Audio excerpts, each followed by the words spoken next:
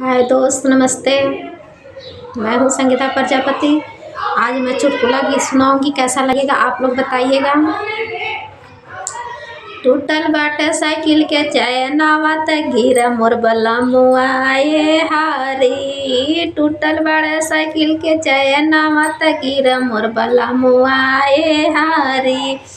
ससुरा मेरा हाथी त झाड़ के उठावती, ससुरा मेरा हाथी त झाड़ के उठावती। नैहरे में लागेला शरमवा तो गिर मोर बलमुआ ए हारी। नैहरे में लागेला शरमवा तो गिर मोर बलमुआ ए हारी। टूटल बाड़ा साइकिल के चैनवा त गिर मोर बलमुआ ए हारी। टूटल बाटा साइकिल के चैनवा त गिर मोर बलमुआ ए हारी। ससुरा मेरा हाथी त झाड़ के उठावती, ससुरा मेरा हाथी त झाड़ के उठावती।